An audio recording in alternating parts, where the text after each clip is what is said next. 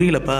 நீ பேசுறதுனால எனக்குள்ள எந்த ஒரு மாற்றம் ஏற்பட போறதில்ல, எனக்கு எந்த ஃபீலிங்ஸுமே இல்லைன்னு சொல்லி சுகுணா சொல்லிட்டு இருப்பாரு. நான் நினைச்ச மாதிரி தான், இதனால எந்த ஒரு பயனுமே இல்லைன்னு நம்ம யூஜி சொல்லிட்டு இருப்பாரு. பின்ன எல்லாராலையும் நரட்டம் ஆயிட முடியுமா? சுகுணாவும் பதிலுக்கு நான் இதை சொல்லியே ஆகணும், உன்னோட கோலத்தை பார்த்து எனக்கு ரொம்ப ஆச்சரியமா இருக்குன்னு சொல்லிட்டு இருப்பாரு. யூஜியும் பதிலுக்கு இவ்வளோதானா, உன்னுடைய கோவமும் அரகன்ஸு எங்கே போச்சு சுகுணா அப்படின்னு சொல்லி கேட்டுட்டு இருப்பாரு. சுகுணா சடனாக ஏதோ ரியலைஸ் பண்றாரு. சுகுணா பதிலுக்கிட்டே இன்னும் கலாய்க்கிறியான்னு கேட்டுட்டு இருப்பாரு. அண்ட் சடனாக ஒரு புத்தா சிலையை காமிச்சு சுகுணா அதுக்கிட்ட பேசுற மாதிரி கட்டுறாங்க. லைக் நீ எனக்கு என்ன கர்ண கட்டையான்னு கேட்டுட்டு இருக்காரு. ஸோ அதன் மூலமா யூஜி ஏதோ கடவுள் ரேஞ்சுக்கு ரெஃபரன்ஸ் பண்றாங்க, என்னன்னு தெரியல எனக்கு. கர்ண கட்டையான்னு கேட்டதுக்கு பதிலுக்கு யூஜி ஆமா நீ சொல்ற சரிதான், என்னால உன்னை கொல்ல முடியும், நீ மரியாதையா ஃபுஷிகரோட பாடியை விட்டுட்டு திருப்பி என்கிட்டயே வந்துரு சுகுணா, இல்லைனா உன்னை கொன்னுடுவேன் அப்படின்னு சொல்லிட்டு இருப்பாரு. சடன் பீஸ்ட் மோட் டிரான்ஸ்ஃபர்மேஷனுக்கு யூஜி போயிருப்பாரு.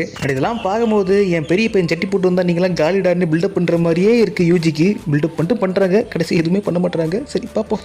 இதெல்லாம் கேட்டோன்னே கிங் ஆஃப் கஸ் செம்ம காண்டா இருப்பாரு. இல்ல டே அறிவு கிட்ட முட்டா